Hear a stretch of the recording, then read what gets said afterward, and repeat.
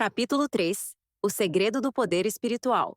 Smith Wigglesworth inicia este capítulo afirmando que o poder espiritual não é resultado do esforço humano, mas da rendição total ao Espírito Santo. Ele ensina que muitos buscam poder, mas poucos desejam renunciar ao eu. E é exatamente nessa rendição completa que o cristão descobre a verdadeira força. Ele diz com convicção: o poder que o mundo não pode explicar vem do lugar secreto onde o homem se encontra sozinho com Deus.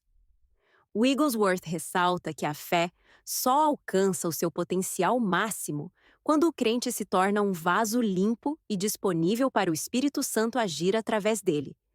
Ele enfatiza que Deus não procura pessoas com talentos extraordinários, mas corações quebrantados, dispostos a obedecer sem questionar. A vida de santidade e o fogo do Espírito. Neste ponto, ele recorda momentos de sua própria caminhada cristã.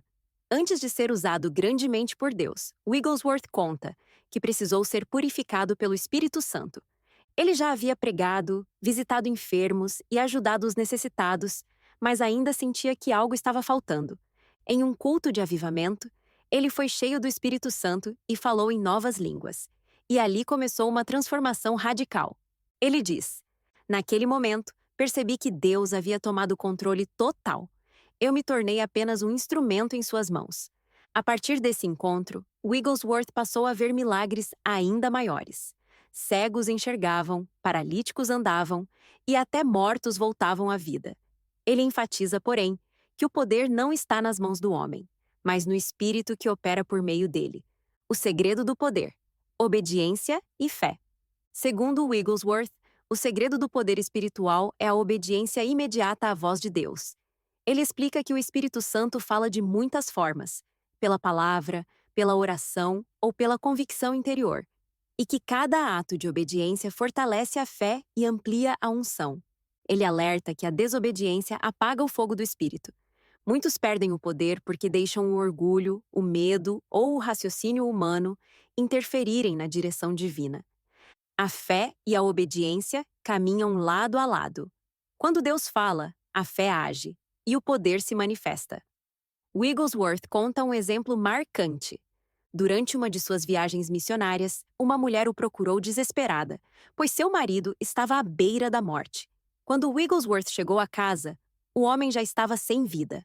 As pessoas choravam e pediam que ele apenas orasse por consolo, mas o Espírito Santo falou claramente ao seu coração: ore para que ele viva. Ele obedeceu sem hesitar.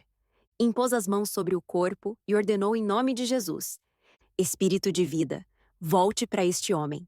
De repente, o morto respirou profundamente, abriu os olhos e se levantou. O ambiente, antes tomado por lágrimas, se encheu de louvor. Wigglesworth diz que nunca poderia ter feito isso se tivesse duvidado ou raciocinado. Foi a fé simples na voz de Deus que trouxe o milagre. A fé que coopera com o Espírito Santo. Ele ensina que o Espírito Santo é o parceiro da fé. Sem ele, a fé se torna apenas teoria. Com ele, a fé se torna vida, poder e transformação. O Espírito é quem revela o que deve ser dito, feito e crido. Por isso, Wigglesworth insiste que o cristão deve viver em constante comunhão com o Espírito Santo, sensível à sua presença. O Espírito Santo é mais real para mim do que o ar que respiro. Ele dizia: ele me guia em cada oração, em cada toque, em cada palavra falada sobre o enfermo. Ele explica que o segredo não é ter mais poder, mas ser possuído totalmente pelo Espírito. Quando o homem desaparece, Cristo é visto. Quando a vontade humana se cala, o Espírito fala com autoridade. O poder que transforma o impossível. Wigglesworth afirma que o Espírito Santo não apenas cura corpos, mas transforma vidas inteiras. Ele conta sobre um homem violento e alcoólatra que foi levado a um de seus cultos. Durante a pregação, o homem começou a chorar, caiu de joelhos e foi completamente liberto. Anos depois, tornou-se um evangelista poderoso, pregando sobre o mesmo Cristo que o havia restaurado. Ele explica: o mesmo poder que cura o corpo é o que liberta o coração. O Espírito Santo é o poder de Deus para salvar o homem por completo. Por isso, Wigglesworth ensinava que a fé deve buscar não apenas o milagre físico, mas o toque profundo do Espírito que renova toda a alma. Chamado a vida cheia do Espírito. No encerramento do capítulo, Wigglesworth faz um apelo fervoroso. Deus quer encher você até transbordar. Ele quer usar suas mãos para curar, sua voz para consolar, seus pés para levar o evangelho. Mas ele só pode encher o que está vazio de si mesmo. Ele convida o leitor a renunciar todo orgulho, medo e incredulidade, e a pedir que o Espírito Santo tome o controle de cada área da vida. Essa entrega total, diz ele, é o início de uma jornada de poder que o mundo não pode compreender. Quando o Espírito Santo governa, o impossível se torna possível, e o nome de Jesus é glorificado sobre toda a enfermidade e poder das trevas. Versículos relacionados à cura e ao poder do Espírito Santo. Atos 1, versículo 8. Mas recebereis poder, ao descer sobre vós, o Espírito Santo.